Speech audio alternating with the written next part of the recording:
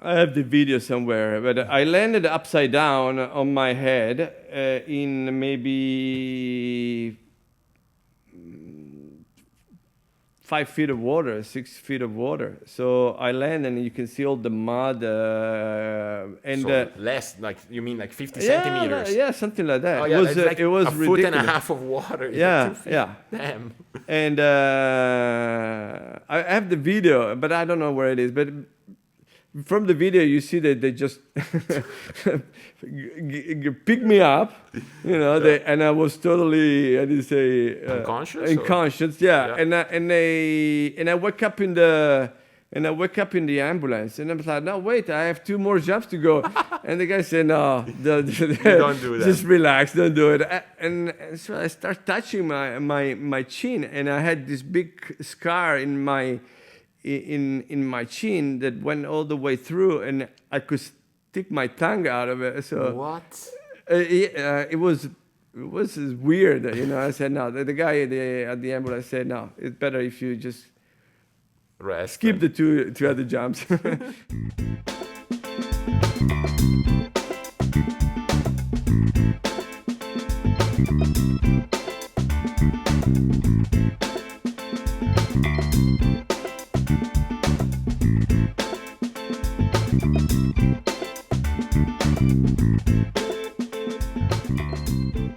Hello and welcome back, or welcome to the Waterski Podcast. This is Matteo Luzzeri, your host, and the goal of this podcast for this 2023 remains the same as the 3 years past, which is promoting the sport of water skiing. My favorite sport, the sport that is such an integral part of my life, of my day-to-day life, and the passion of all of you listening to these episodes. I'm very happy to release episode 98, which is the first part of my interview with Andrea Alessi, also known by friends and fans of the sport as Bubu Alessi. Bubu is arguably the best water skier in Italian history. He has won the Worlds in '93 in Singapore in jump, as well as countless gold medals in overall, tricks, and jump at the European Championships.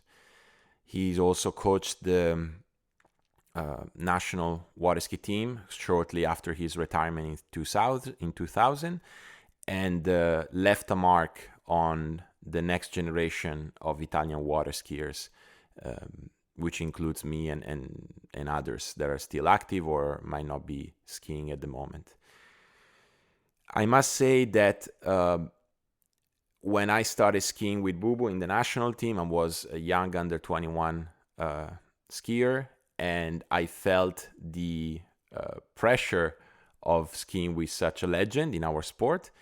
And it was fun going back to his house last month and having a sit down in an afternoon at his place and chat it up about skiing, about his journey, about what he's doing now, which will be more present in part 2.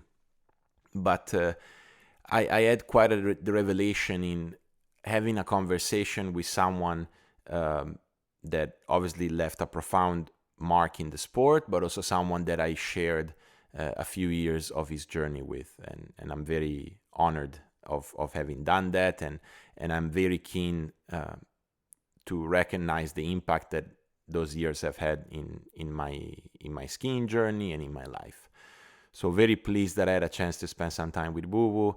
It was a beautiful afternoon. We could see Lake Omegna from his house, a lake that has had such an impact on his life and on water skiing in Italy in general.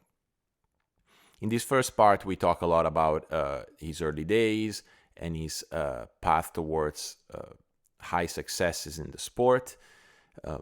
You will probably notice some similarities with the story of Corey Picos, whom I interviewed a few years ago.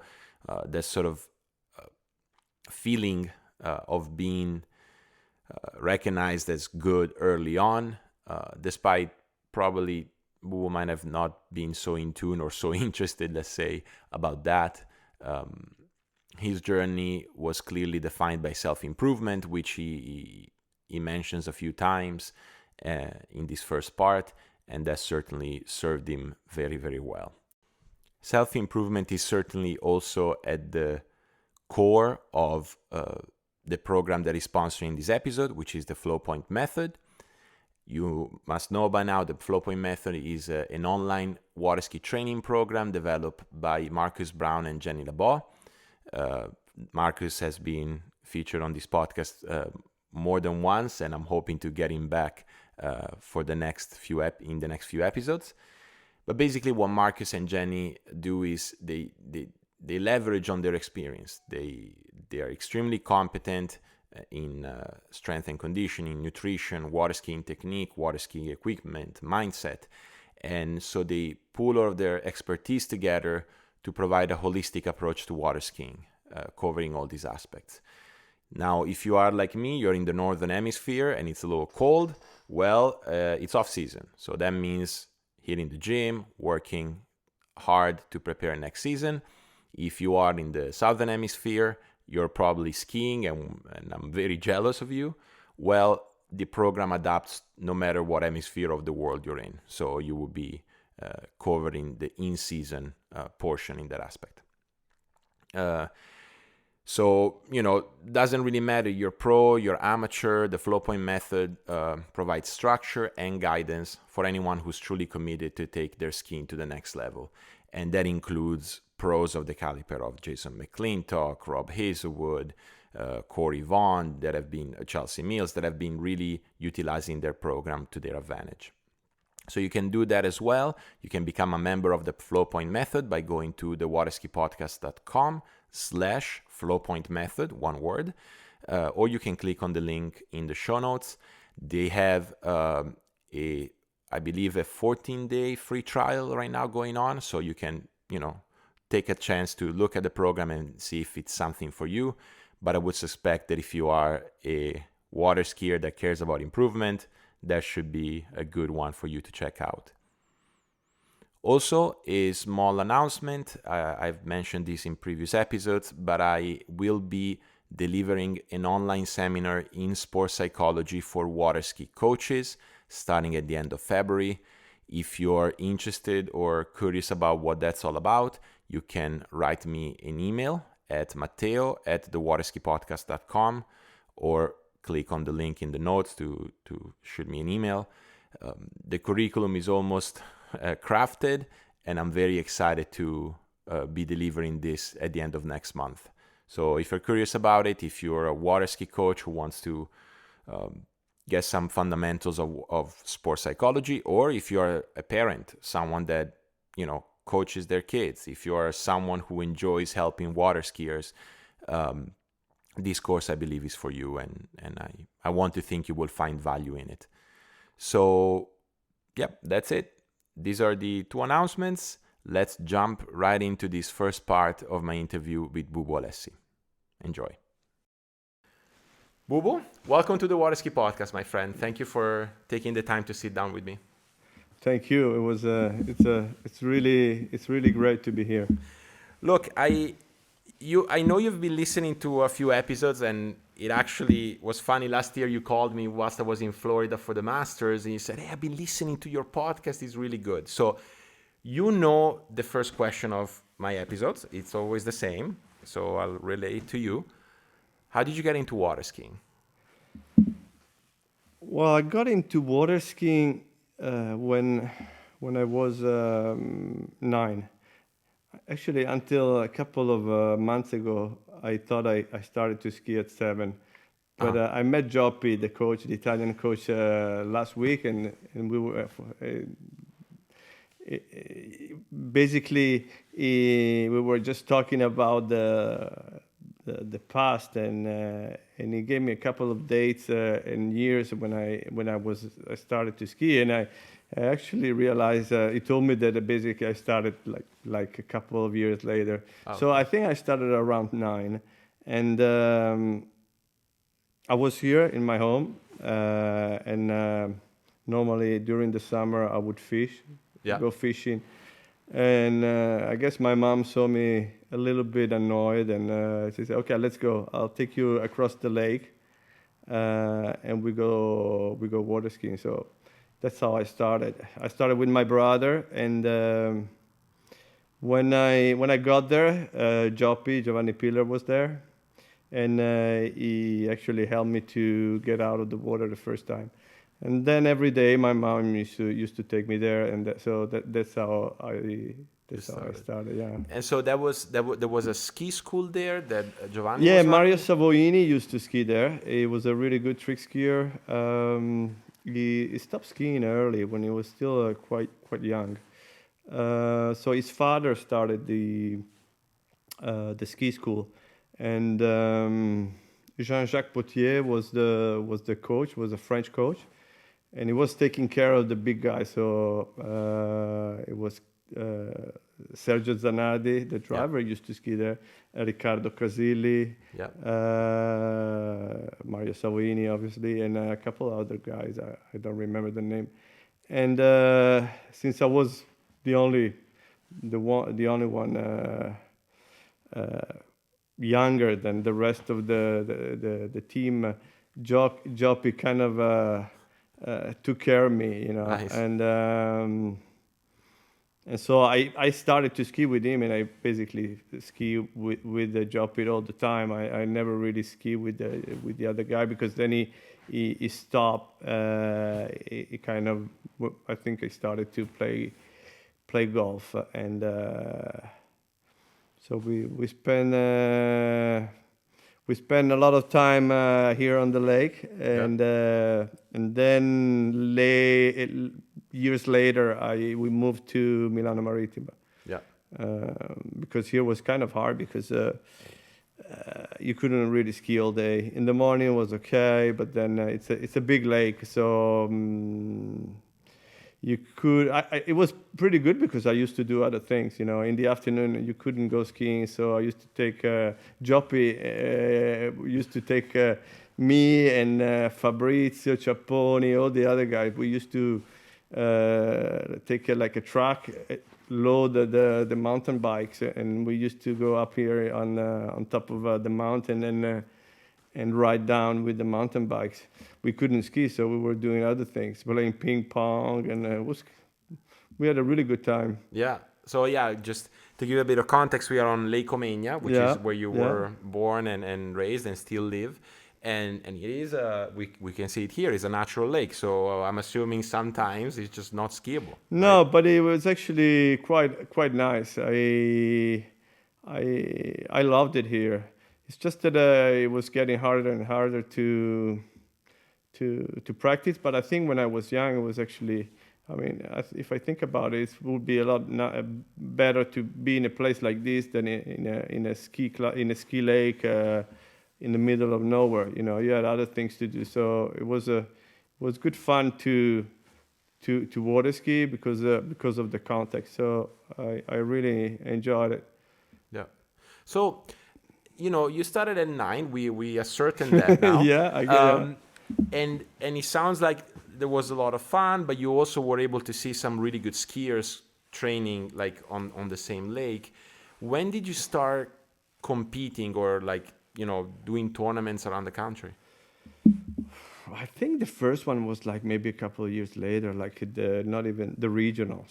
Yeah. We used to have regionals in water skiing, not anymore. But so that was my first tournament, and I was more into tricking, because Mario Savoni was a really good trick skier. He used to have the national record. Yeah. It was like over 7,000 points. So I was when I could, I would go and on the boat and watch him, tricking, and then when you're young,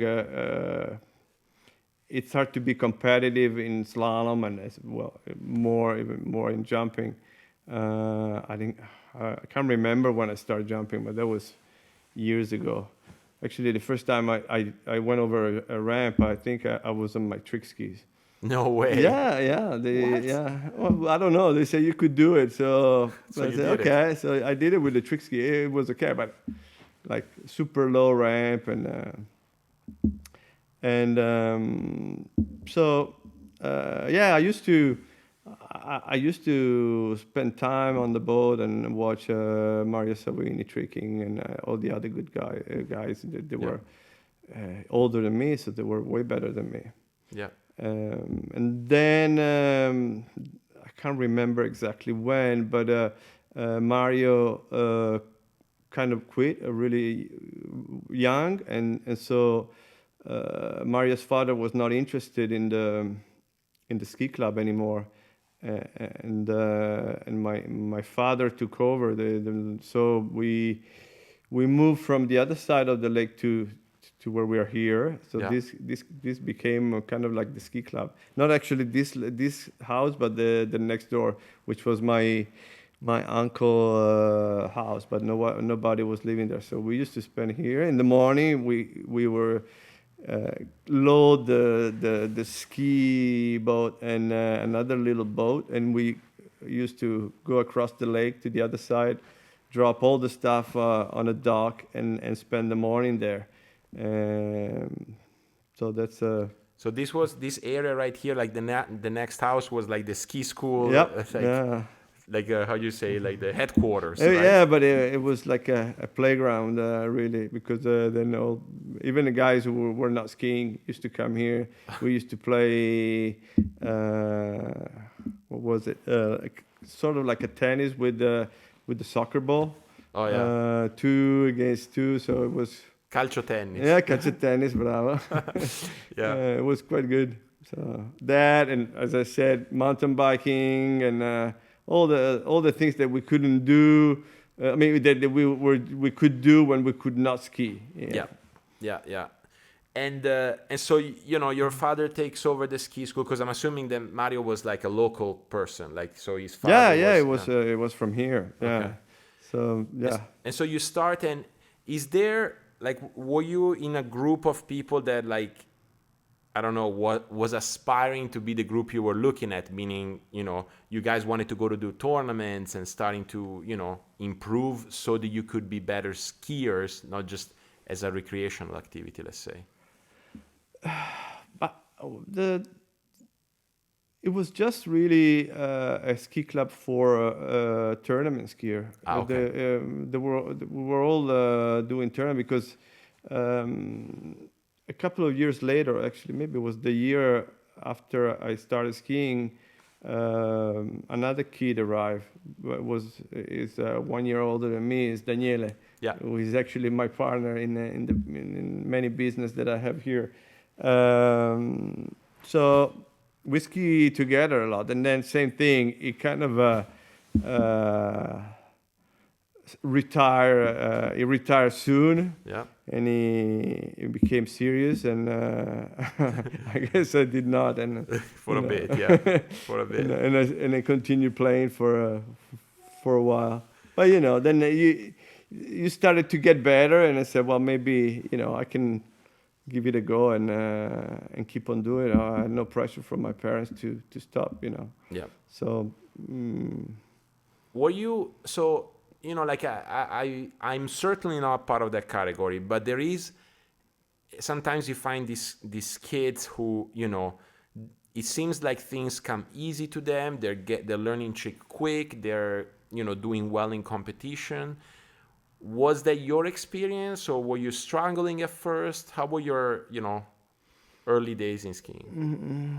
no, I never really struggled I was not so interested. So they told me, yeah, well, you should do some tournaments. You're skiing every day, and so I started competing, but I never really felt much pressure. Yeah. Or But let's say, like at the lake, were you the first one to learn a certain trick, or were you always like catching up? Well, as I said, it was like just a couple of guys, like me and Daniele. We were at the same age, so there was a sort of a competition between us. Then other skiers came, like Fabrizio, but they were a lot younger than me, so they were not. I was more. I was looking more to Daniele because it was same age, but definitely it was we were kind of growing together. He was learning one trick, and then I was like, okay, I gotta do that. So, and I think it's a good way to improve. And we were all doing the two events, and then we started doing three events. So there was a sort of competition all the time. I always try to spend as much time on the boat looking at the skiers. I think that's quite important, because you can't ski all day long, and watching other skier who are doing things that you cannot do is like it's like watching a video. And in those days, the video was not available, right? So you had to learn from other people who could. I think that was really helpful for me. Yeah, no, and I've heard that, and we'll get back to this one. The fact that you were riding a lot in the boat. So were there junior Europeans, under 14 Europeans? Was that the system kind of like it is now? Yeah.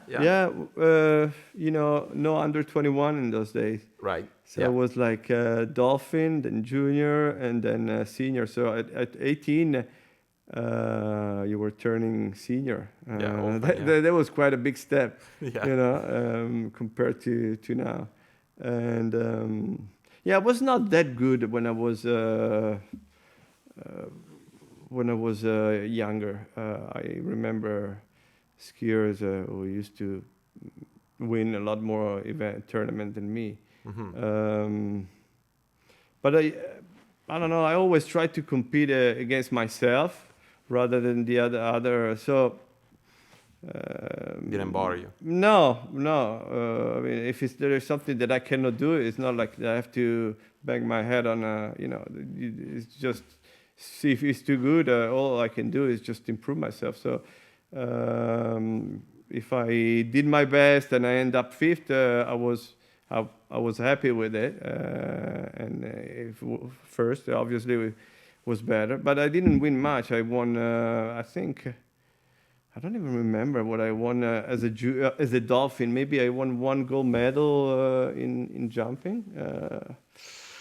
I don't know. One of the first results that was proud of was the trick record. Go on. Can't remember. I think I was around 14, 15, so I was quite young. And I beat Fabrizio, Mario Salvini's record. And it was something over like 7,400. So the national record open? Yeah. At 14? Yeah. What? Okay. Yeah. But as I said, when you're a kid, I think it was easier to learn trick rather than, especially on a lake like this, rather than slalom. The technique in slalom was not so, how could I say, developed. It developed as it is now, so it was easier to pick up the wrong habits. Yeah, exactly. And but tricky, you just need to. I used to trick in December on the lake. Nice. Yeah. So I was tricking a lot more than, but jumping almost not at all. Right. But even when I was at school, after school at 1 in November, December, when it was even snowing, Sergio Zanardi used to come pick me up with his van, and I was wearing gloves. And one day I came with the condom, and he said, "You gotta wear that on on your foot because it was so cold." And I wanted to wear something, but I couldn't. You cannot wear like those surf socks because they are too thick. So he came with this condom, and we tried to. He tried to put it on my foot, and he said, then the first time I kicked in, it just exploded. Yeah. So, but I used to ski here all the time. You see, it's funny to me because I interviewed Corey early on, like 3 years ago, and he mentioned the same thing. Like at 14, he was national champion, No. pushing almost the world record.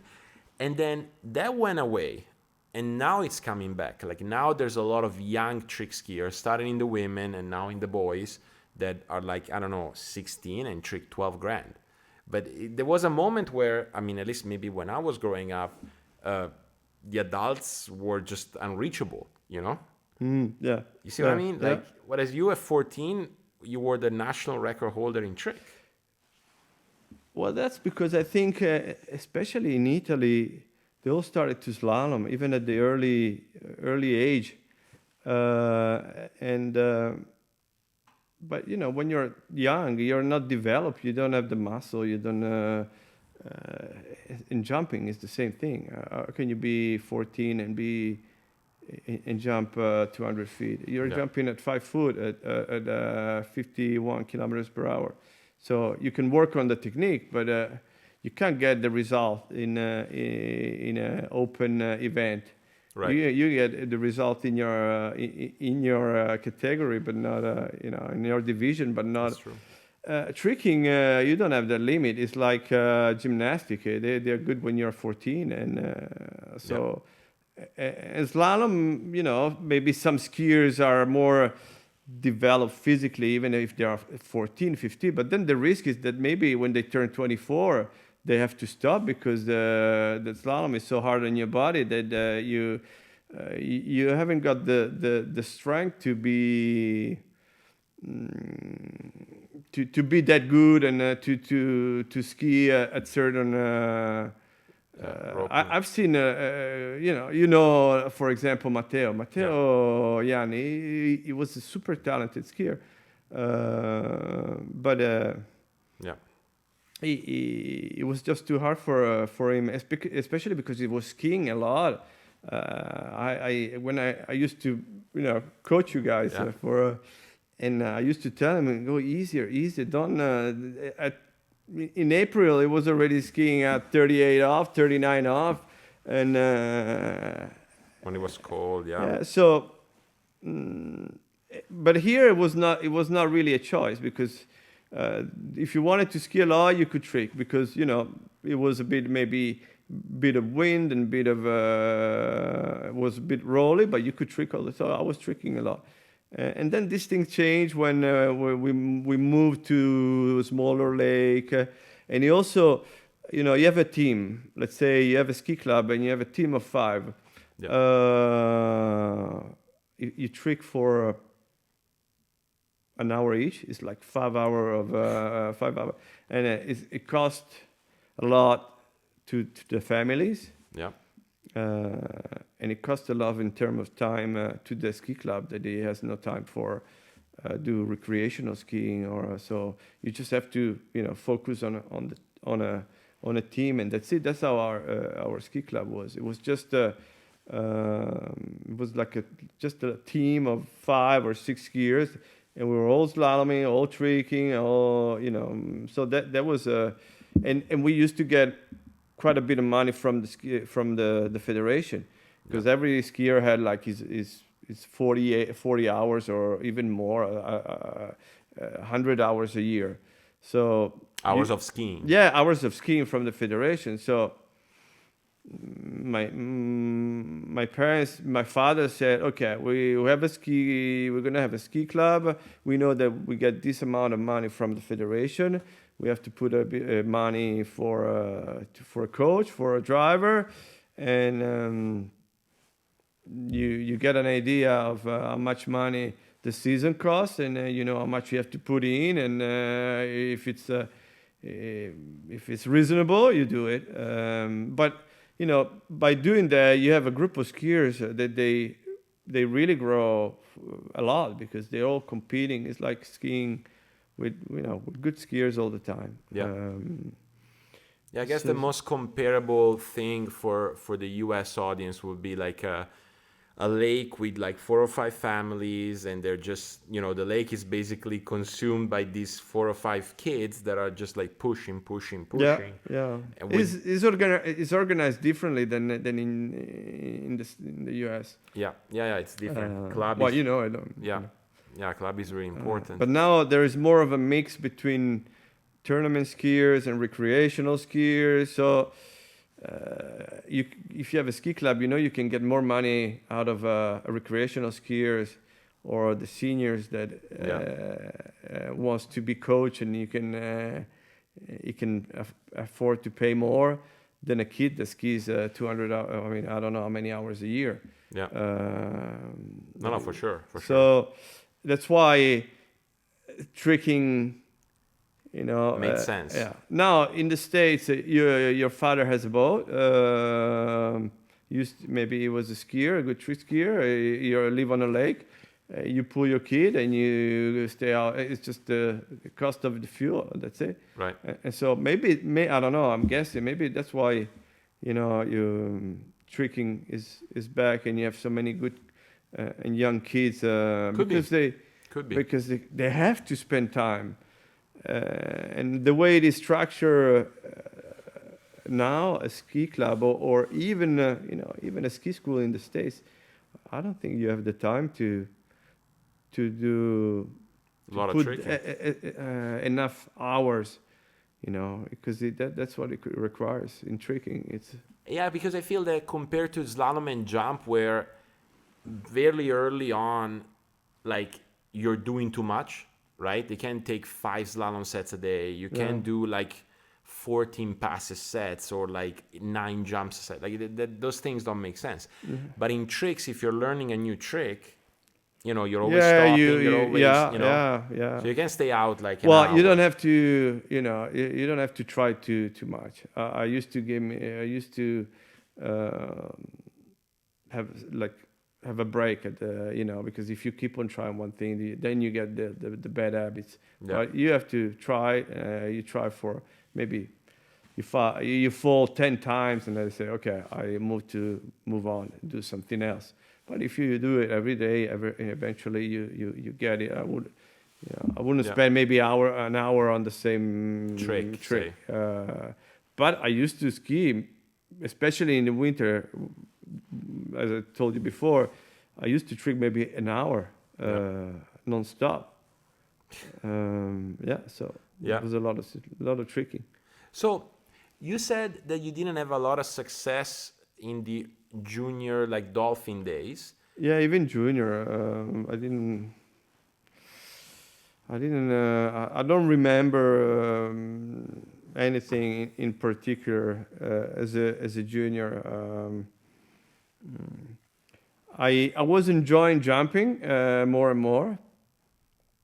I wasn't that good, but I was enjoying jumping because you turn 16, 17, so you go raise the ramp at 5.5. So the first year I turned senior,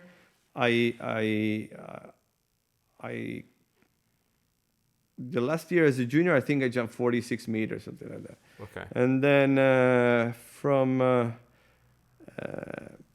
the year I raised the ramp to 6 foot, which was in the year 2000. I went from my personal best of 51 to like 58.6. So not in 2000 then. What year was it? No, I'm sorry. What am I saying? 2000 in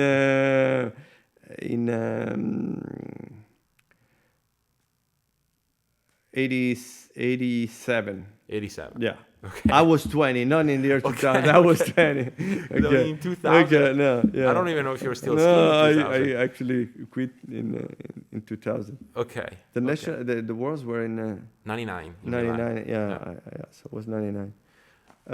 So yeah, you start raising the ramp and going a little faster. And I go faster, and I got some.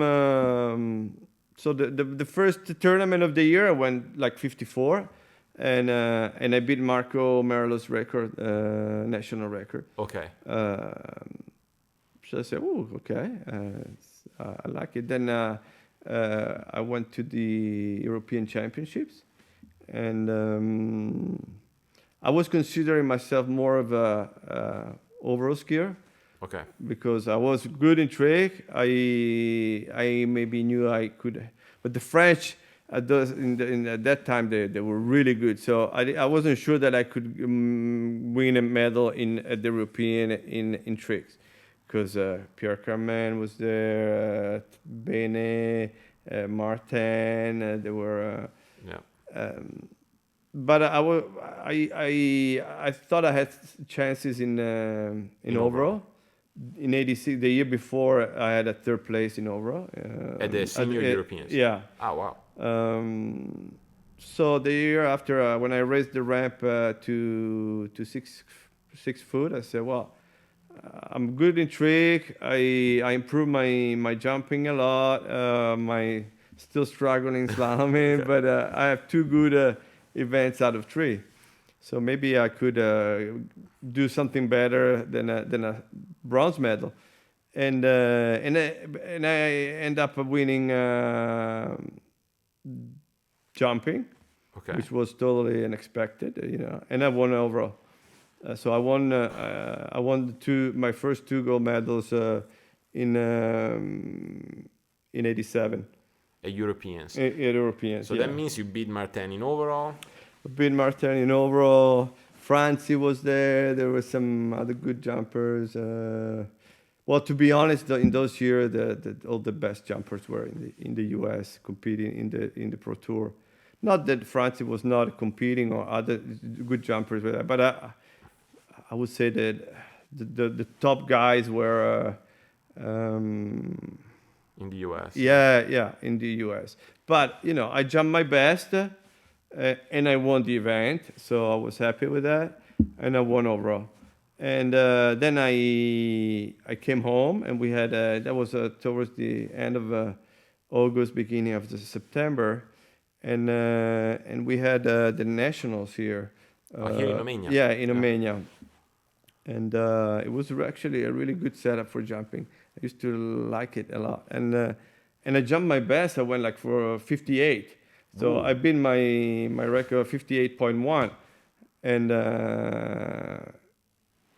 so we had a really good result. But a lot of people say, yeah, but it's his place. The classic, right? The classic. Which was true, but I think I jumped really well, and after the national, we had the worlds in Thorpe. The picture I showed you before. Yeah. And I end up beating my record as well. I had like the second longest jump, or the third. And I think it was the third longest jump of the final. Sammy had the longest jump, and Mike Hazelwood beat me. But since the semi-final and finals score were combined, I ended up fourth. But I was happy with my result because I jumped basically as good as you could at the time. And that year, Sammy just, as I was telling you before, he had a great set, because with 2 jumps he won the event, and with the next jump he won the overall. He won the overall. And I remember this picture of him.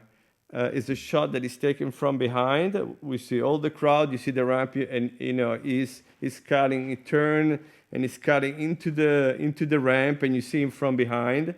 Oh yeah, I don't know shot. if you. So it's basically on the right side. You see him just digging into the turn. Yeah, finish the turn, and it's a great shot because he captured the right angle, and you see our ladies, and he used to cut really. He had this great technique. Yeah. And this wall of people watching. Yeah. And I had the same picture. I was not there. I was a little bit, but it was a good picture. I just don't find it anymore. But I had it somewhere. Angle. The same angle. Yeah, a little bit earlier. Okay. Technique not as good, but I was still 20, so Sammy was way older. I mean, not way, but yeah. But then basically, you said at Europeans, well, like not a lot of jumpers were there. Everybody was in the US. But at the Worlds, everybody showed up, right? Yeah, sure. Yeah. Um, So, you know, like, I mean, from what you're saying, that in your juniors, Dolphins, basically you weren't, you know, and like you didn't remember anything special, pretty quickly you rose almost to the top. Like, was there anything that changed, like a change in coach, in sight, in training? What happened that made you spike no, up? I just think it was the right time. You know, um, I just went from 5.5 to 6 foot, and so the year I went up. I went from 51 meters to 58 to almost 59. So I improved like 8, 9 meters and I was way more consistent, and I just didn't feel. I just felt a lot better, Yeah. and so being a lot better in jumping and being good in trick, because I was a tricker. You know, Yeah. that's how I was considering myself at first. Then from a tricker, I consider myself an over skier, and then sort of like a jump skiers. And because at the end, towards the end of my career, I was not so good in tricks anymore. You know? But I improved my slalom. So you get to a certain time that you're, I don't know, it's just hard to improve in tricks. Yeah. Yeah. I had a conversation with Pipe about it on the podcast where, you know, he's looking at the end of his overall career, and he just said, man, like keeping up with trick at this age, like he's what, 37, 6, 7. He said, like, it's tough, you know, it's not like it was 10 years ago, you know, so. Yeah. But then obviously in slalom and jump, you still have that little room to squeak in a bit of improvement, you know. Yeah. Okay, Yeah. so 87 Worlds, you get fourth. Do you start having thoughts about like Pro Tour in the US? Like, was the US in the picture for you? I wanted to compete in the US, but I didn't want to spend too much time there, to be honest. Yeah. And because I was enjoying the summer here, I used to enjoy spending time in the States, but like maybe for a couple of months, and then I you know, the federation used to give a bit of money for medals, European medals. So for me, it was almost more important to compete the Worlds and the Europeans than the tour. In those years, I didn't really have a place where I could ski in the States, and I didn't want to spend like 3 or 4 months in ski school. I used to spend time at Swiss, but for the coaching in Swiss was, you know, was okay, but it was not great. It was you had to live in a ski school for a long time, and I didn't want to do that. But then later on, I met Bruce and Tony, and we just became really good friends, and I used to spend a lot of time with them in Florida, and they really helped me a lot. I was staying at their place, and we used to ski together all the time, and so those years, yes, and that's what I did afterward. But it took me a while before. It's not like I went straight. I was more focusing on winning again.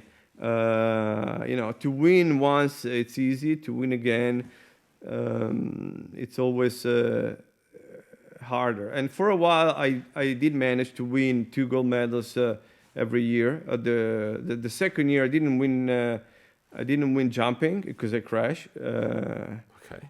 But I win tricks. There you go. Yeah, I won trick, and well, that was one of the few times that I beat Patrice. In tricks. Yeah. Did he fall, or you just went For sure, he lights fell. out? You know what? I wasn't that. I couldn't really score the super great trick score, you know. But I was really consistent. I could trick quite consistently over 8,000, 9,000 point, and then high nines, and once I trick over 10,000. Okay. But I was a machine. Nice. I was more into doing more tricks than hard tricks, so I was working on my speed, and I could maybe stick like 19 or 20 tricks in one pass. Nice. Nowadays you do all the backflip, all the flips, and so I don't think you do more than 10, 12 tricks in a The pass. standard, let's say it's 10. Yeah, And then yeah. Pato, Sergio's son, has come along and he does 11, Well, which has changed the game. But you that's know? you know in trick I was good in topaz, and when I could squeeze one trick at the end, it was like 450 point. That was, you know, toe work lying back to back. Yeah. If I could squeeze that one in, I could do a big score. So I was speed and consistency. Yeah. So that year it fell, and I guess somebody else fell. But Patrice was really the super top guy. He was already that. He was already like that. Patrice, he was already there when he was 14 years old, or 13. You saw the picture. Yeah. It was 13. It was amazing when he was young. It was a super good, but it was way worse than me in slalom. I mean, maybe slalom not so much, and jumping.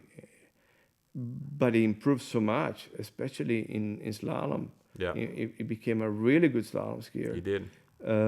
Toward the end of his career. So when he improved his slalom and he improved his jumping, even though it was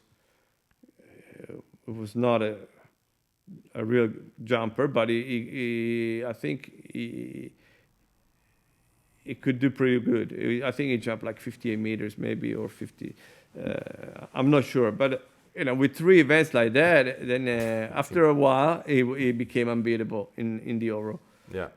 So I think I managed to win, as I told you before, a couple of like 2 gold medals every year. The year after, I won jumping again and overall, but in those years, it started to, improve and improve. They're like, it's. And you guys are same age, or is he younger than you? No, he's older than me. He's older than you? Yeah, Patrice is older. I'm not. I don't know if it must be at least 2 or 3 years old, or maybe more. Okay. So you were beating him in overall, being younger than him. Yeah. Interesting. Now you said, I hope Patrice didn't take offense of, you saying that he wasn't a real jumper, but that gives me the opportunity to ask you, what is a real jumper? Or let's go then. What was a real jumper? I'm talking real jumpers in terms of distances, Okay, distance. Then that's all. Okay. But as I said, it was improved a lot in that event, and that's so that event helped him to win so many medals at the Worlds in overall as well. Yeah. No, but still, like I understand. I know you didn't mean it that way, but there is a way where you look at jumpers, right? And there is a category of people that go over the ramp that is just a little bit different than the others. Probably it's their main event. Maybe they risk more. Maybe they thrill seek more. Like, what do you think makes a jumper, or at least in those days? Because when I watch videos of you guys jumping in those days, I feel you were doing a different sport than what we're doing now. It seemed like it was more risky, more. Well, maybe it was more risky because there were more elements of how do you say um, things that you could not predict. Okay. Let's say, for example, the driver. Right. Yeah. Nowadays, you have Speed control. yeah, speed control. You see how the path of the boat is. If it's driving, you want in the middle, wide, or whatever. Or zigzagging. Okay. So you have that. You have skis. We used to jump. I mean, I used to jump on 72s. Now they jump on 90s. So off the ramp, you get a different pressure on your. It is true that if the tip is down, it's down on a Yeah. long ski, but it's the same on short skis. But you know, off the ramp, what I noticed, because I went from the 72s and 90s, Yeah. so I noticed that difference. A lot of skiers, they nowadays they don't know how it was, because they started to ski and started to jump on long skis. But the first time I tried, it was amazing, the amount of lift that you could get off the top of the ramp. So you experienced that transition because it was a Yeah, it moment. was a transition, but you know, I was saying that you have the skis that were different. We were talking about why we were risking more, or it looked like we were risking more. I don't know if we were risking more, but there were more things that they were not so predictable as it is now, as like the perfect pass. Now what do you have? 0 off. 0 off. Yeah. Yeah, 0 off. Yeah, that I that should type remember of that. speed control. Yeah, it was Perfect around. pass is gone now. Yeah, it's gone. It's gone. So yeah, more uncontrollables like. Well, then you know, you maybe used to jump in worse condition. Now, if conditions are sort of like bad, they maybe stop the event. Ski lakes are normally really nice places where you jump. So I don't know, maybe that's why we used to crash more. I used to always consider 6 crashes a year a good. A good year. Yeah, 6 yeah, crashes a year. yeah, I think so. Yeah, something like Okay. that. When was that you remember the first like big crash, the one that maybe took you a little bit apart? Well, the year I won the world in Singapore, Yeah. that year I was jumping really well.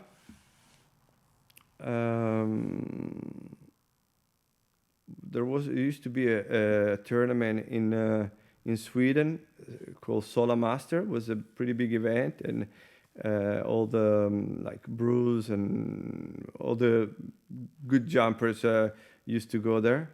Is that the event where Stefan told me he broke 200 feet? Yeah, it sounds. I mean, He jumped really well one year. You were talking about him. Yeah. It's the same tournament for 3-4 years, I think. I'm not sure, but it became quite a big event, because it kind of looked like a Moomba Master okay. on a lake with a bridge, and he's right in the middle of the city. Okay. So it was pretty shitty Conditions. yeah, but it was good. He had a lot of crowd, so I won that event, and I was jumping really well. And So you won there. yeah, I won that year. And before the World, a month before the Worlds, I went to this place in France. I can't remember. It was somewhere in the south of France, and it was like a very narrow lake, and salt water, and that year, for some reason, they decided that you were not allowed to change your handle, so you had to use the tournament handle. And in that place, the tournament handle was Bad. bad, Okay. and he had slippery, so and he had salt water that is more slippery. So on my first jump, I cut into the ramp, and when I hit the ramp, the handle just popped off my hands. So instead of going, you Up. know, no, instead of going where I should go or where I should Yeah. have gone, I went side of. I almost did all the old ramp, and I started to go towards the shore, and I landed in. I have the video somewhere, but I landed upside down on my head in maybe 5 feet of water, 6 feet of water. So I land and you can see all the mud and So less, like, you mean like 50 yeah, centimeters? yeah, something like that. Oh yeah, it's like it was a ridiculous. foot and a half of water. It's Yeah, like 2 feet. yeah. Damn. And I have the video, but I don't know where it is. But from the video, you see that they just picked me up, you know, and I was totally, how do you say, Unconscious, unconscious, Yeah. And I wake up in the. And I wake up in the ambulance, and I'm like, "No, wait! I have 2 more jumps to go." And the guy said, "No, don't do that. Just relax, don't do it."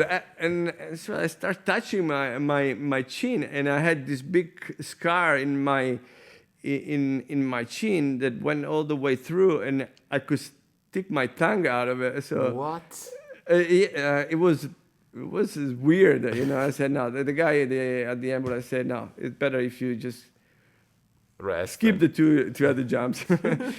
So I end up in the hospital, and I had a crush vertebra, and a concussion, and the cut. And I had the Worlds, and I was so In a month. pissed. There was not much time, and you know, when you have a concussion, you're not allowed to ski. Yeah. And Lorenzo Benassa, the coach. Say you can't ski, you have to rest. And I was in Milano Marittima because that's when I moved from my place to Milano Marittima in Marcos Rivas Lake, Yeah. which was a much nicer place for skiing, to train.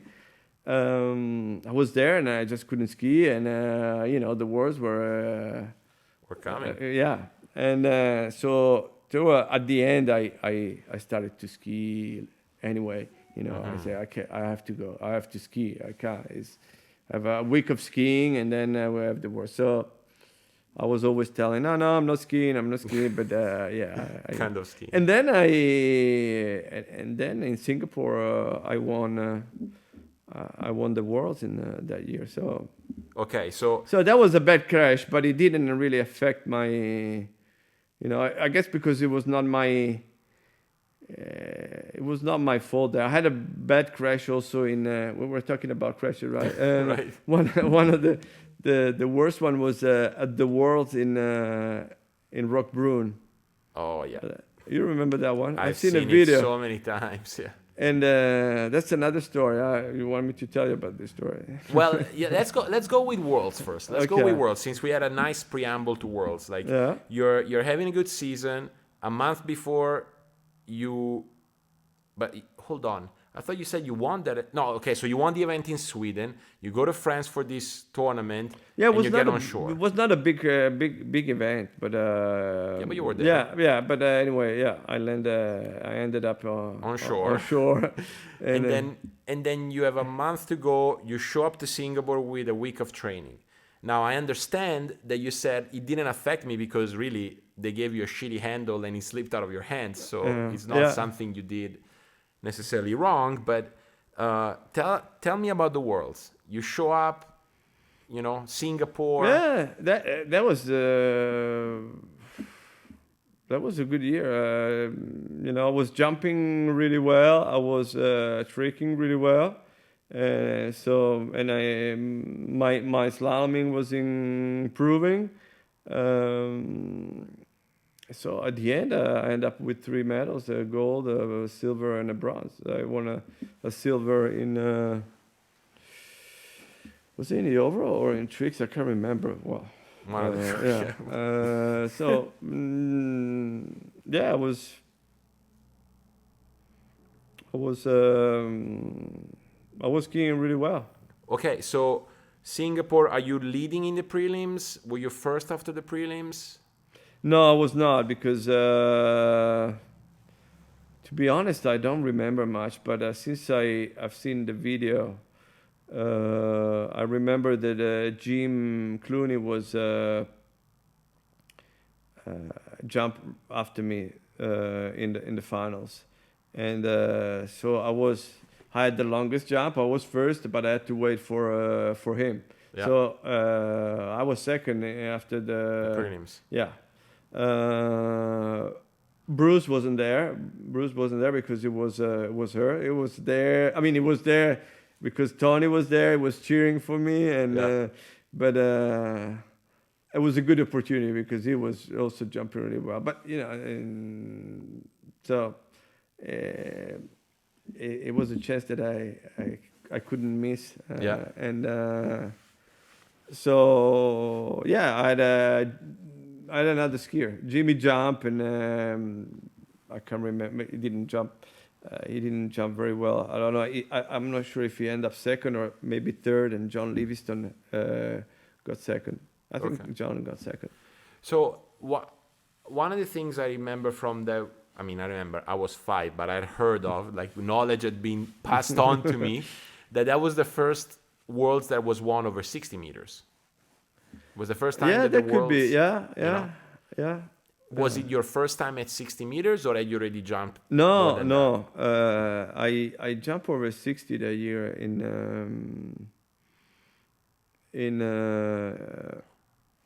a tournament after Sola in Sweden somewhere. I jump over 60 meter, and I'm not sure if I jump that far somewhere else. It was not my longest, one of my long. It was a good jump because the ski side was bad. in Singapore? Yeah, it was okay. bad. Yeah, it was a river with current backwash, so it was not a. It was not. It was. It was a pretty good location, but dirty. Yeah. Yeah. Yeah, not the best place to ski. No. And so you win the Worlds. I mean, you're world champion. What happened in, do you remember? I know we're going back a few years, but any emotions that you remember? I don't know. It's been so long ago that as I say, I saw a video, so I can see myself how happy I was about it, and that was for sure. It was a great result for me. And I ski. It was good event in the jump. I ski really well in tricks and ice slalom. So I was pretty proud. But I always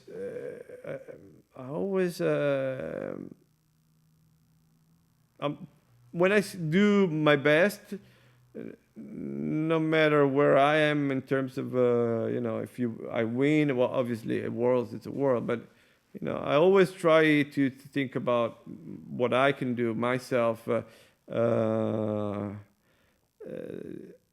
only time that I thought about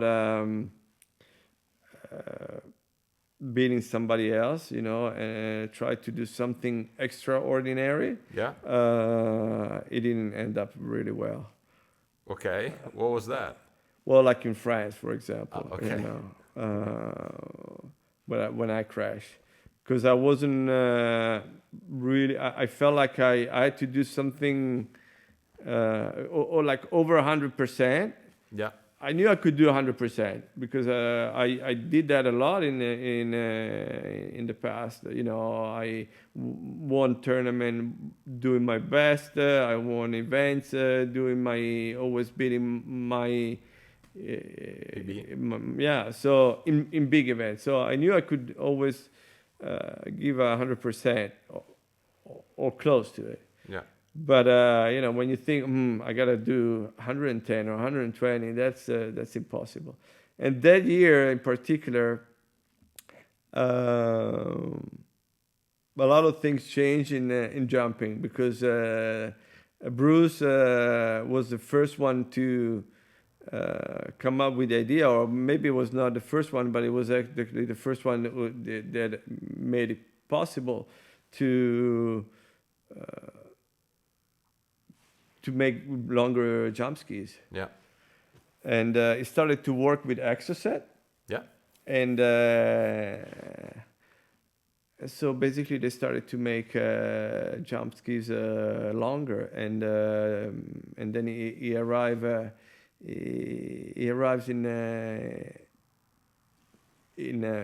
what was it, in Rockbrunn with these long ski bags. He had to extend the ski bag, and I'm like, what are you having there? And he pulls out the skis, and I'm like, wow! And it's So like, long. you won't believe how far I can jump with this. And I'm like, man, now it's gonna be impossible to beat him. And also, like, he had the longest one. Because I think that year he started to build 76. Yeah. 76 skis.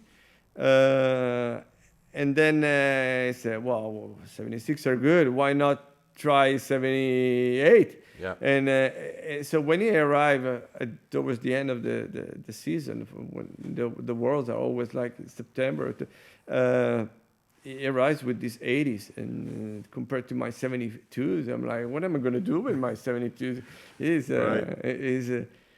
He's already better than me. Now with these skis, it was not the only one. John Swanson was on 76, and Carl maybe. I'm not sure because Carl used to be sponsored by. Was it sponsored by? Was it Keter maybe? No. Yeah, Keter, right. And Keter, I used to jump with Joby, but Joby, Keter, and HO, they for jumping, they were all pretty much the same. Yeah. And but I think the limits of the jump skis were the fact that the sheets, the honeycomb sheets, were 72 inches long. Mm-hmm. So that was their limit, you know. But when they came up with the way to, you know, cut the honeycomb and put it back together, so they started to go longer and longer, and Bruce looked really good on. So in the finals, when I had to win the overall and I had to beat Patrice, but I had to jump quite far. And I had to, you know, I have to defend the world title as well. I wanted to win the event in jumping, but I didn't feel like I could. So I tried to give that extra 20%, like I go 120, but I just really went too late. Oh, you mean Rockbrunn Worlds? Yeah. I really went too late, and I barely made it into the ramp. So as soon as I hit the ramp, my skis went like sideways, and you exploded. Yeah, I landed with so much speed, and I started to, you know, flip my feet, my head, and like 2 or 3 times, and I broke a rib, and then I tried to jump again, and. Didn't work, but no. I mean, you know, I don't even know that like audio can give justice. I'll try to find the link to that video because I've seen it on YouTube. Like the view from the camera, like they have this shot, like where they were taking a shot of the face of the jumper as he or she was turning towards the ramp, and you can tell by your face that you're like, oh shit, this is big, And then you approach the ramp and kind of looks like you have to do an edge change to get the skis on the ramp. Yeah, right. Because as soon as I hit the ramp, the skis just slipped to the side, and so I off the ramp I was like if I was doing an air rally, I was all stretched like this with the skis, and I didn't go very high, but I had tons of speed, and I just landed with a lot of speed. So when I landed, I just lost everything: helmet, skis, sling. The sling comes off. Yeah. So that was one of those times where you said you tried to go beyond what you were capable of.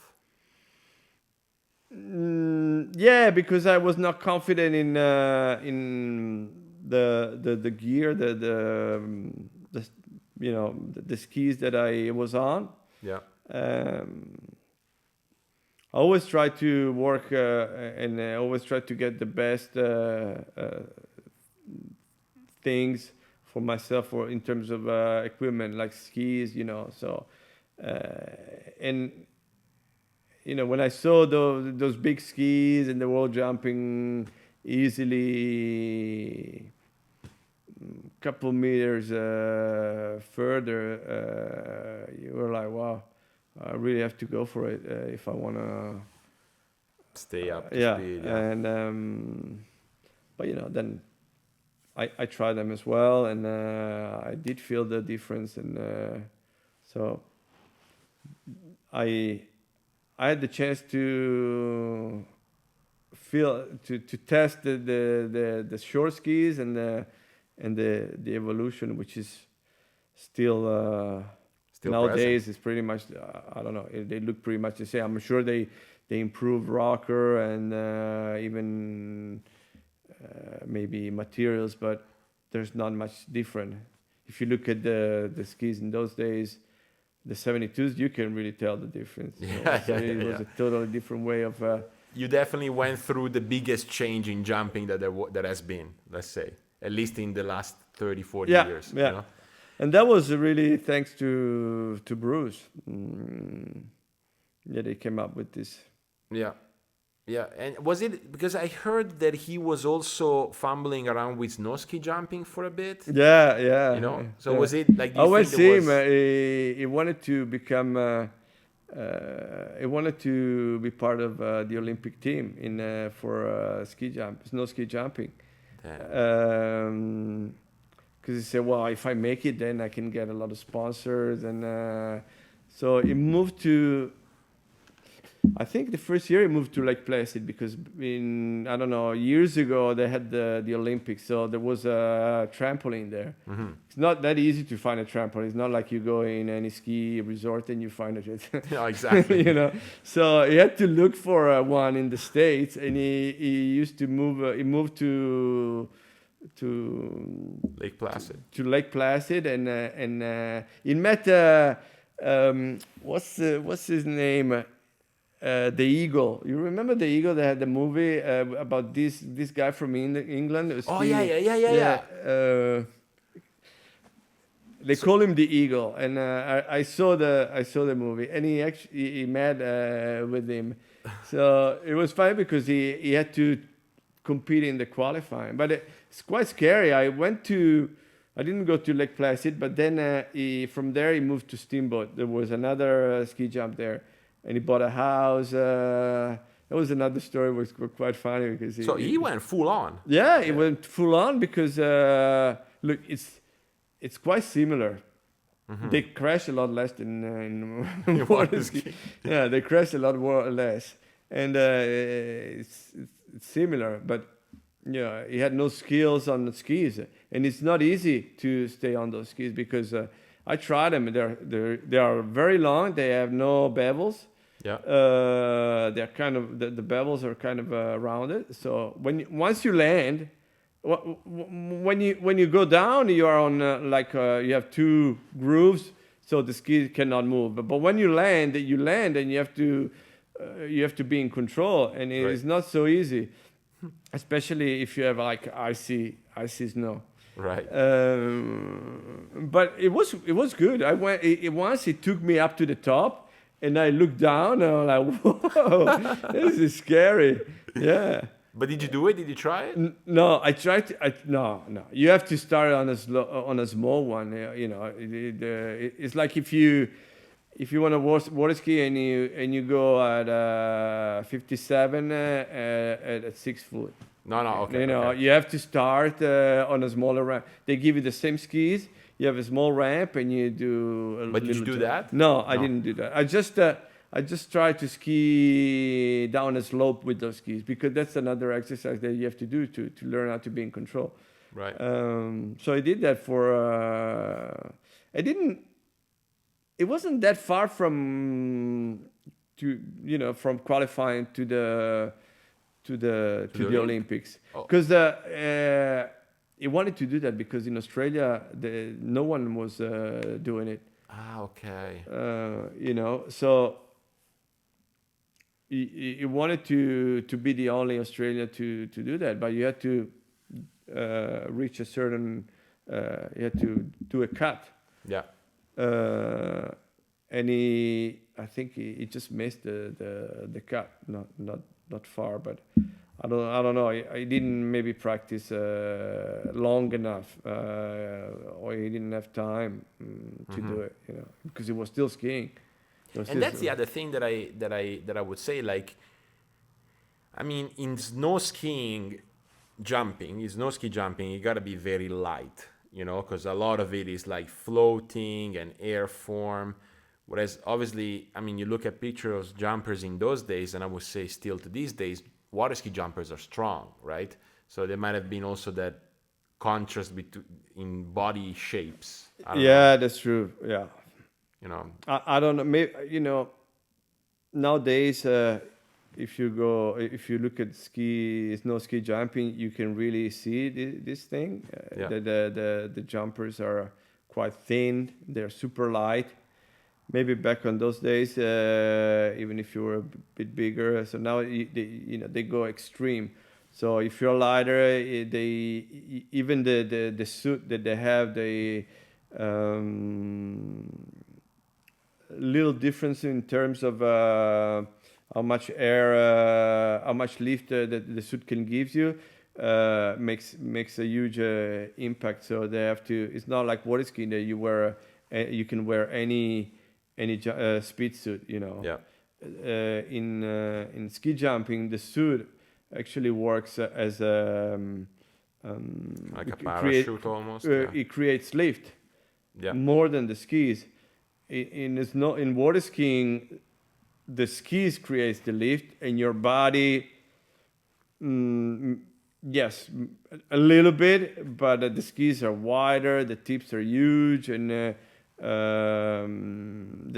most of the lift is created by the skis. Mm-hmm. And I noticed this the moment I went from 72s to 80s. the 80s, because you off the top you get this lift and you go 3 feet higher, Yeah.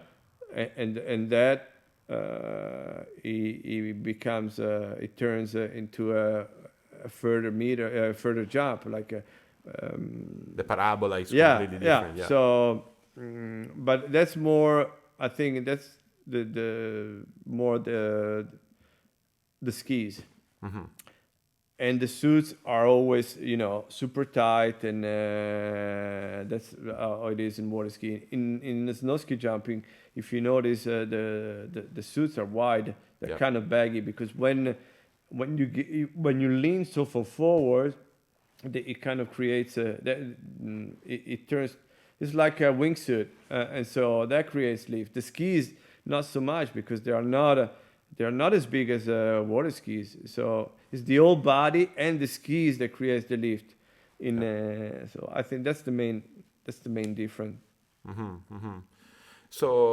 So yeah, it sounds like Bruce played around a lot with that. Yeah, I used to play a lot. We used to do things down in his basement with the skis, cut the tip to get the right shape. Uh-huh. Yeah, it was a laboratory.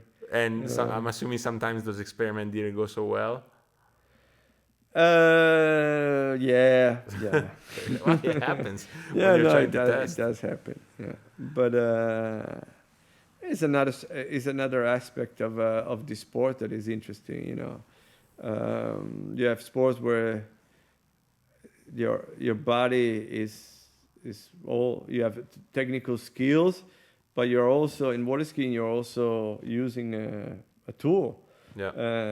and this can be a bad tool or a good tool. I always try to pick the best tool for myself. So I used to test a lot of skis and try to get the best for me. Yeah. And so I was also testing fins and to improve my slalom. I wasn't a very good slalom, but I because I was not a very good slalom skier, so I want to make sure that I was doing everything in terms of equipment, good skis that would work for me, and I was actually practicing more slalom than maybe jumping or tricking towards the end of my career because that's where if you are at the top in one event and you're not in another event, I think there is there is more chances that you can improve in the second event, the one that you have, you can improve your technique, you can improve different things.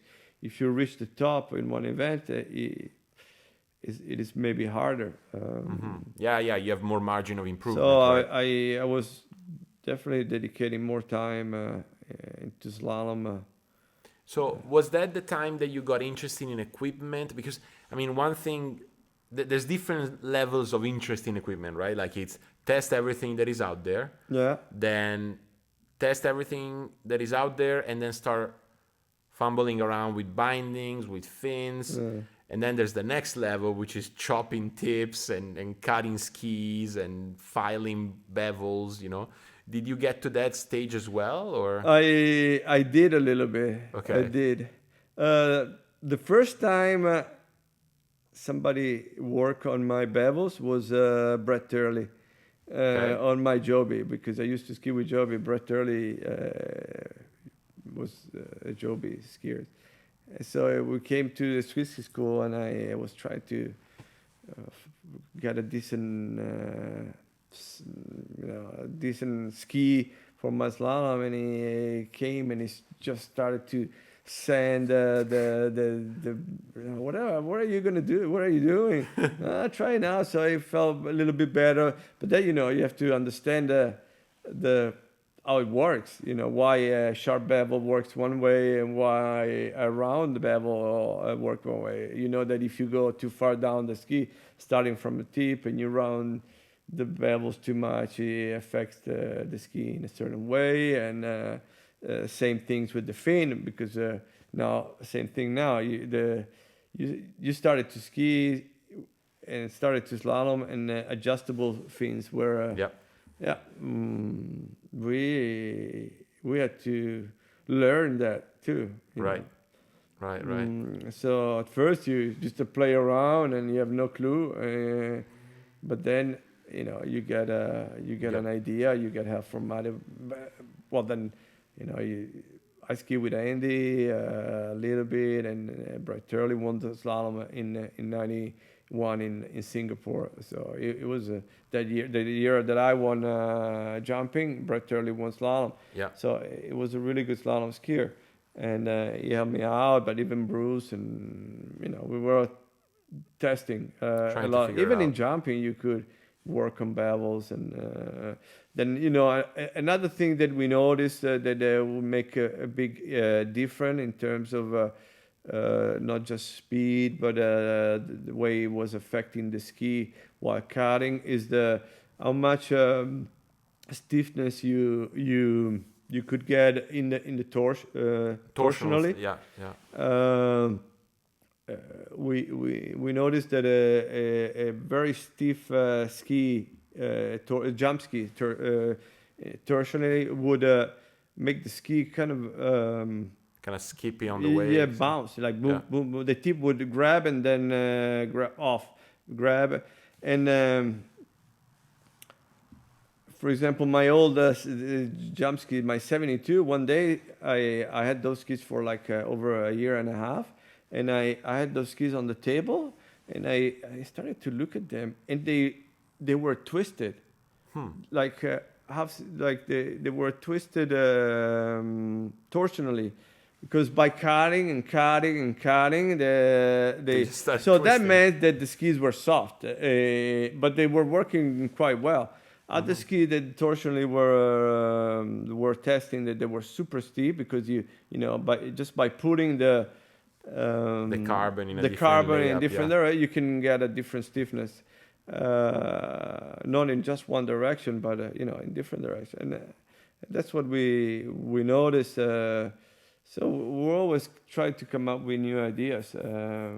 Another thing that I remember is that I was probably one of the first. I remember other people after me doing it a lot, and I think now they're all wearing it. Is the shell inside the jumpsuit? Yeah, I remember. It's not that I wanted to wear it, but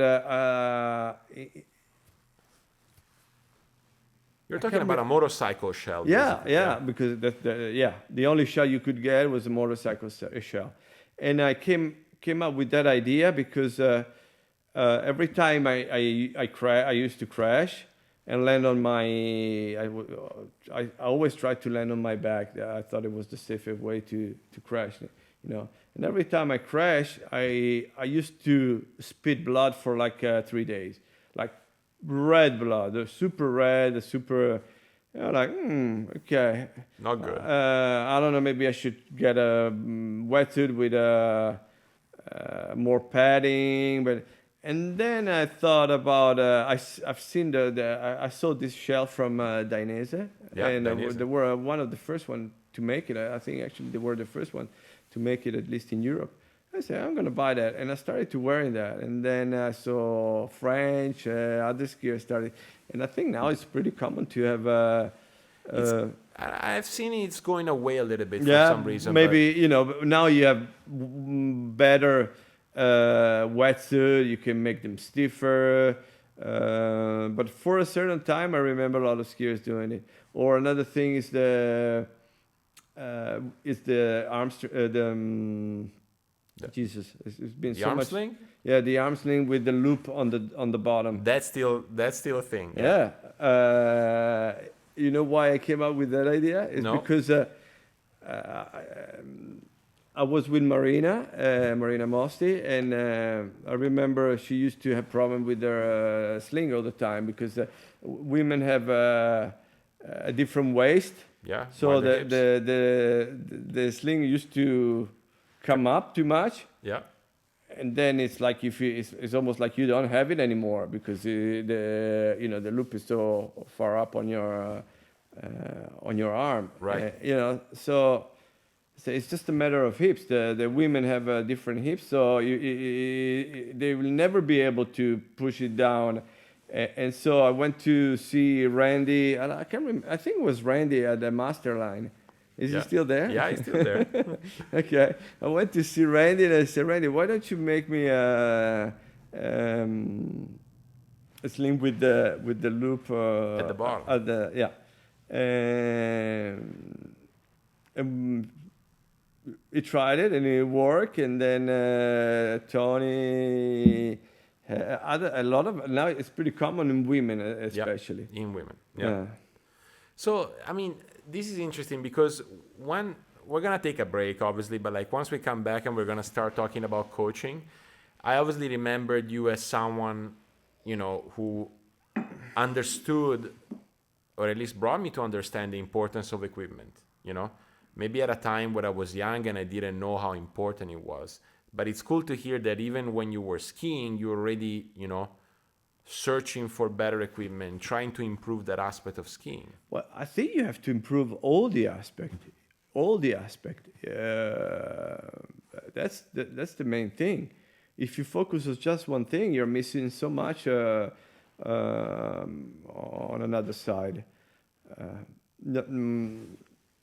For example, this is not on me. It's not something that I definitely not something that I came up with. But my mom, um, when I was young, said, "Well, you're water skiing. You should also, since you're not water skiing in the winter time, you should go to the gym and do something at the gym to get to build a. First of all, you spend time, you learn different things, and so I was going to school. Where I was going to school, there was a coach for the school that was really good, Vittorio Misano. And so my mom got in touch with him. The school gym was really nice. They had trampolines. Not that they were using them at school, but They were there. it was really interesting. The school was giving the Vittorio a lot of money, so it was buying all this equipment. I don't know who was buying it for, because no one would use it. But my mom told him, "Why don't you do like 2 times a week or 3 times? I think it was like 3 times a week for 2 hours." 2 hours a day, Session, yeah, wow. Session, yeah. So it was me, Daniele, and at first it was just me and Daniele, my partner, and we used to go there. We were like 14, and we do so many different things: trampolines, jumps, plyometrics, squat and lifting weights, maybe too much weights, but We all make that mistake. well, you make mistake, but it did help me a lot as well. So Yeah. I can't really say. So that was one aspect that I have to thank my parents, my mom, that really pushed for it. And I used to love it a lot, because then at first we were 2, and then we became 3 and 4, and then it was me, Fabrizio Ciapponi. We used to spend. I used to come home at 9, and I would spend maybe more than 2 hours, 3 hours there playing all sort of things, like rollerblade, one rollerblade and one and the trick handle. So I was putting the trick handle on one foot, and Vittorio was pulling me around, and I had to go, do 180s, 360. So it was a really helpful, and I had a great time. So I learned a lot of skills doing that, because it was really doing not just one thing. Even there, it was working on all the skills. I used to have a wood ski fleury. Yeah. I just drill a basketball shoe on it. Yeah. I put over the ski rubber. Yeah. And I used to jump on the trampoline with the ski. So that was really helpful for tricks. I could do flips. I could do rotations. And I was doing balance on like slack lines, all sort of things. So that was one thing that was really important. Then the skiing, in terms of like how much you ski and the quality of the skiing. So try to be super focused while you're skiing. And then I also think that even by looking at other skiers, as I was telling you before, I think it's extra time that you give to could be helpful, because you're visualizing the thing that you have to do. You have it right in front of your eyes. So I used to spend time, and I used to coach a lot. When the club, the ski club became bigger and bigger, Polly, Stefano Palombo, and all the other skiers started to ski here. I used to like to coach them, because it was also a good way for me to test if the things that I had in my mind were working. So if they're not, I'm sorry. Guinea pigs. No, but no, I'm not saying. But things that were working for me, I would tell maybe to I was definitely telling to Bruce, and I think that it was working for me. I really wanted to tell other people and say, look, it worked for try this, because I wanted to make sure that it was something that it really worked. It was not Yeah. just my impression. So if it was working another guy and another guy, then okay, that's a good tip. So Yeah. I always like to the coaching, talking about the coaching, but I think you really have to focus on every aspect, and maybe the aspect that I didn't really work enough, or not. Did I? Maybe it was something natural for me.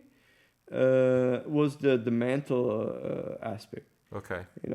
For example, the fact that I was not competing against anybody, but I was just competing against myself. That's helpful. I know that nowadays a lot of people. I mean, if I see the top sport guy, they always try to be the best and be number one, and you have some of them that they achieve that. But if they all think the same way, then you have a great amount of other athletes that they don't achieve it. And for them, if they think that way, it would be a big deception, because they think, oh, I want to be number one. I want to be, and you don't become number one. Then you miss your goal. Right. But if you think about beating yourself, you can always improve. You can always kind of be satisfied of what you're doing. And I think our sport allows that, right? Like you have meters in jump, you have buoys. Yeah. I do like that kind of sports more than racing against other people. In the same. You do race with other people, but in one particular moment of the tournament, it's your time. You do it. Yeah. And so you don't have to. I mean, that there are the other scores, but it's not like running and like a marathon. That you see other people in front of you running faster than you, and I'm like, shit, I'm gonna end up last. Right. That's why I used to love. I used to like snow skiing. I competed snow skiing until I was 16. I was pretty good. Yeah. Okay. And but by living here, it was not that easy for me to go snow skiing like 3 times a week. Really? Like I see mountains all around. Yeah, but there is a mountain here that is. I used to go. It's like it takes me 30 minutes to go there, but it was not really a place where you could do tournaments and to be a competitive athlete. So I had to go to another place, which is about an hour drive. You ski. You go to school every day. I used to take half a day off and drive right after school to this place, ski in the afternoon, and come back home. But it was challenging. And then the only time where I could ski a little bit, it was during the Christmas time. I used to go to this place in this with this friend, this other guy, same age, and we used to compete and spend like 2 weeks training every day with in this ski club. Yeah. Kind of like same thing as water skiing, but in those days in the winter was snow skiing. And but then was about after the Christmas holiday, it was it. That was it. Then you had tournaments on the weekend, and sometimes if you were into downhill as well, you had to take a day off. So it was getting complicated for me, right? With school. It's not like here that you have it in front of the house. And yeah. So I got to a point where I had to decide between water skiing and snow skiing. So then I choose water skiing, and I was skiing in the winter time, but the winter was getting shorter and shorter because then I started to go to Florida or go to Australia, so I had less and less time um, To dedicate to the snow. yeah. I remember in I think it was 86 or 87 that I had to go to Australia, and I didn't want to do it because I was so much into snowboarding, and it was one of the first years. Snowboarding was a thing. Yeah, yeah. I Yeah. was gonna So say I'm that's like, early. and that particular season there was so much snow, and I used to love doing powder, and it was so much snow everywhere. I wanted to do powder everywhere, and I had to go to Australia, and I didn't want to. But yeah, so I I snow ski, and my snow ski season became shorter and shorter. Yeah, so that was kind of like almost like a induced choice, Yeah, almost. Yeah. during Christmas time, I started to go to Florida to test skis and trick. I used to go to Corey's with Kiko. Yeah. Kiko used to go a lot to Corey, spend a lot of time with him. Um, then I used to go to Tangi's down in West Palm. So yeah, it was more like summertime all year long than I had no time For snow. for snow. Right. So look, in terms of your skiing journey, we left with that crash in Rockbrunn, right? Yeah. You skied for 4 more years after that. So 2 worlds, a little bit of pro tour, I'm assuming. Yeah, yeah. I yeah, in those years the tour, there were actually two tours. Yeah. For a while we had a budget tour that it was big. They had a big budget car rental. Yeah. They had a big budget, and Yeah. it was a tour that stopped in Europe as well. Okay. It was quite big. The pro tour in the US was big. You know, one year was sponsored by Budweiser. The next year was Michelob. It was pretty. I wasn't interested in competing in all the events. I was just doing the events in until May, you know, and ski the Masters, Yeah. and that was it. And then I was missing Italy. You know, I used to enjoy spending the summer in Milano Maritime as well. Not that I was doing anything, but it was a good place. And after 3 months in Florida, I was ready to you know to Have a go change back. of pace, yeah. Yeah. So, and you know, since the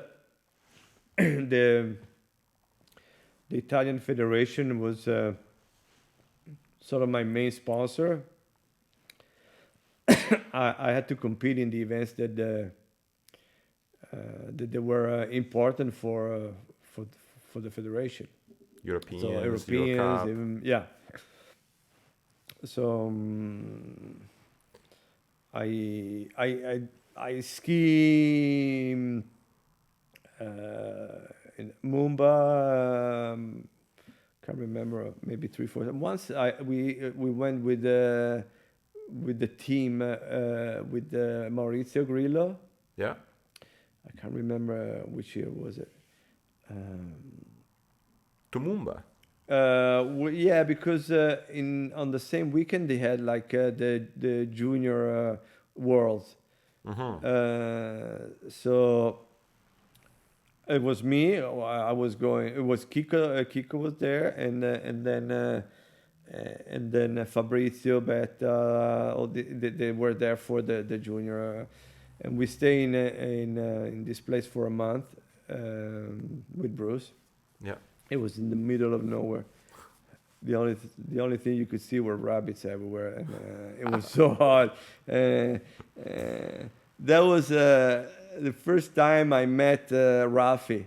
You know Rafi, Steve Cochran. Oh, yeah, of course. Yeah.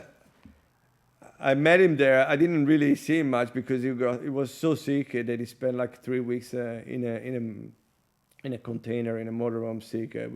The first time I met him, and then I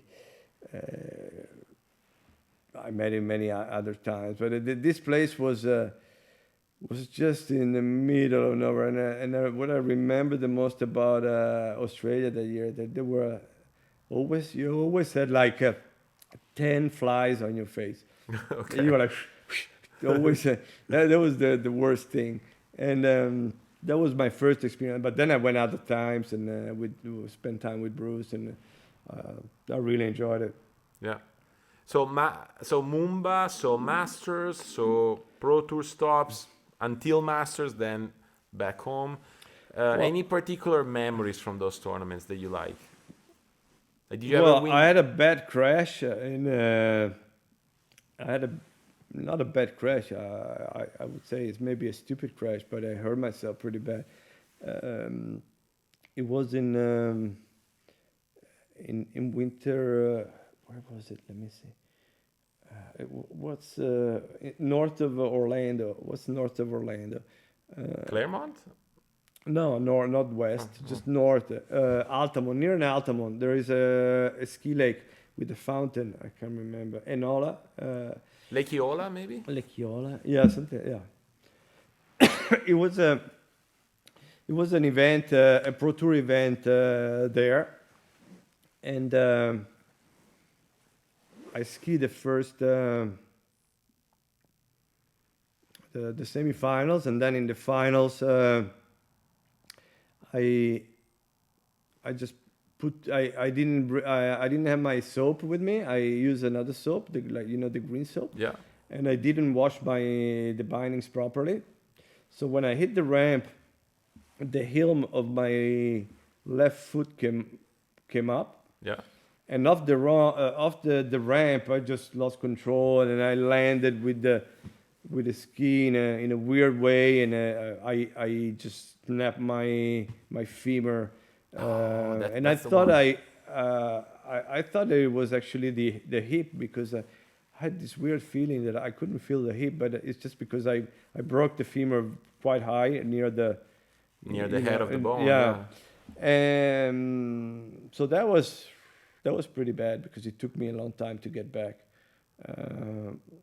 Did you have the rod in and everything? Yeah, I had the rod, screws. I still have one screw in it because they couldn't take it out. Ah. Yeah. So that was it took me a lot of time because I had the surgery. I was in Florida, and they took me to the hospital. I had the surgery, and then I moved to Bruce and Tony.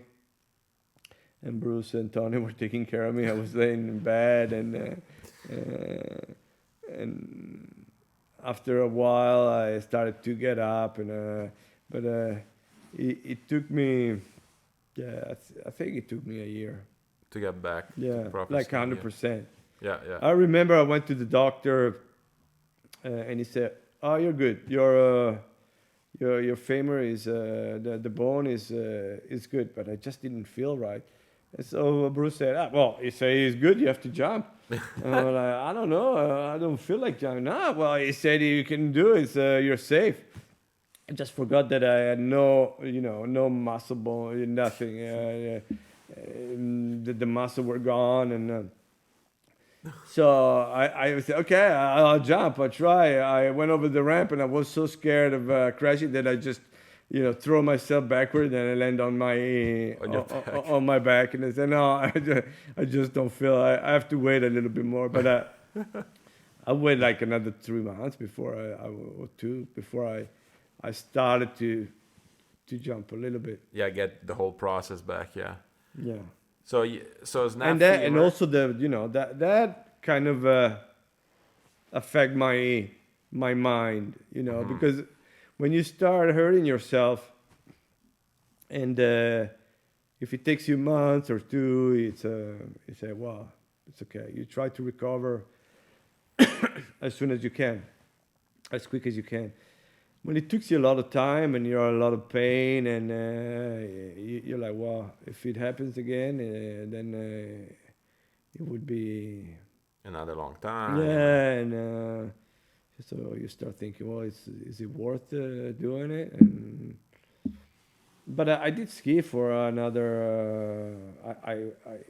I won the Europeans again in jumping. I think I was in Linz. Hmm. I won the U.S. Open. So I I wanted to to jump and be competitive again.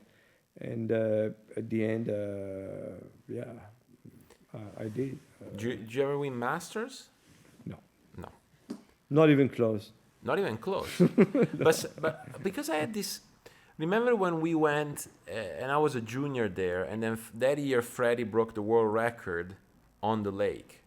Remember when 72 and a half at the Masters, and someone was saying that because after a while Masters ended up doing ski flying instead of Yeah, jumping, yeah, but they were saying that you had the longest regular jumping jump there before Freddie.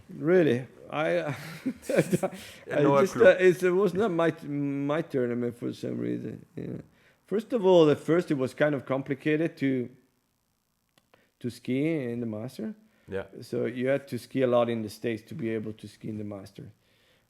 And I was not skiing that much in the States. right. And so I was not invited.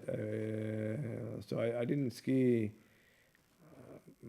many tournaments there. And I remember ski flying there. I I didn't really like it, but Huh.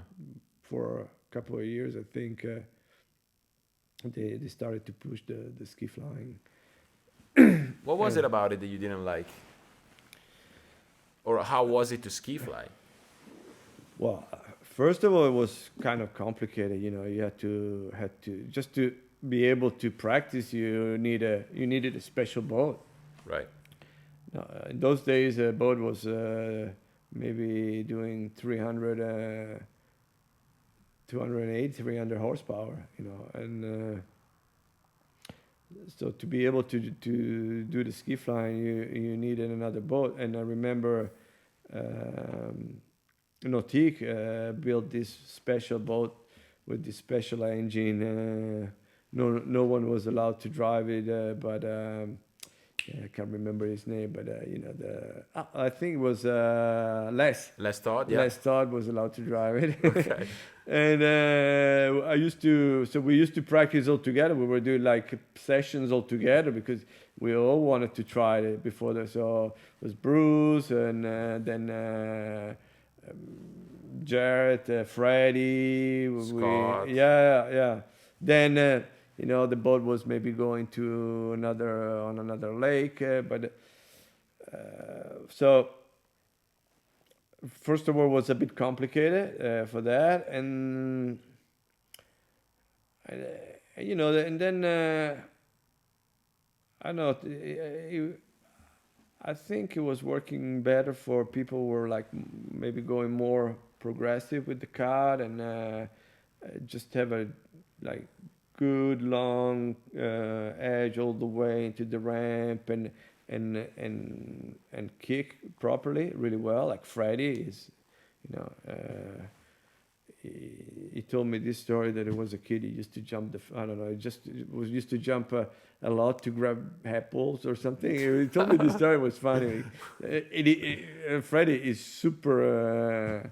Yeah, explosive. Yeah, and so it worked really well for him, and he had this, this cut that it was working really well for even Jared. Yeah, Jared, very continuous cut. But I found it less maybe technical. Mm-hmm. You didn't have to pull out that much. You almost didn't even need to do a double cut. Right. And then I didn't really see the future of that sport because it was something like for the elite, and that was it. Because in Europe, no one could afford to buy a boat like that, Right. and even in the States.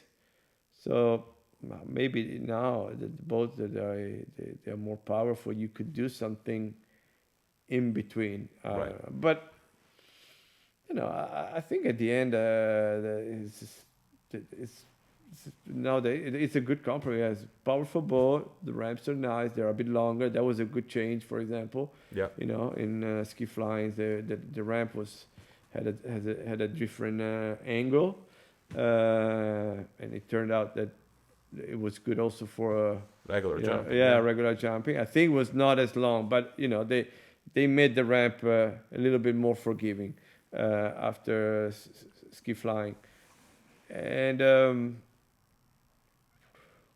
so I didn't think it was that exciting. It was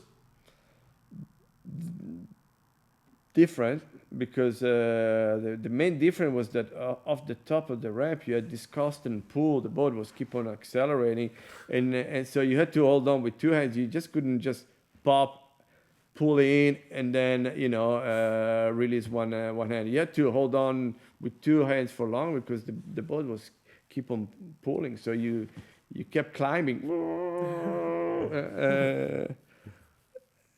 So really, with the longer line and nice progressive cut and a good kick, you could go really far, really far. Yeah. But you also I think you need a time to practice. And me just not spending the whole summer there, and I was maybe doing one or two events. I don't remember how many like ski flying events I did, but not many. Not many. I think I jumped like maybe 265, 270 feet, something like that. Bruce was jumping over 280, and then years later, Freddie and Jared went 299. Yeah, 299. And, but I didn't see the future of ski flying. Maybe a special event, maybe a special occasion with for money, for a pro event, but that was it. Yeah. But how was it fun to go that far, or did it feel like, I mean, 270, at a time where you guys were killing yourself to go 205? Yeah, no, maybe in those days you could go further than that, further than 205, but yeah, it was scary just to think if crashing at that speed, and so it was not something that I used to like. Okay. And so, yeah, let's take a break. You want to take a break? Yeah, let's take a break. Yeah, I'll drink something. Yep. It's a long interview. Yes, it is.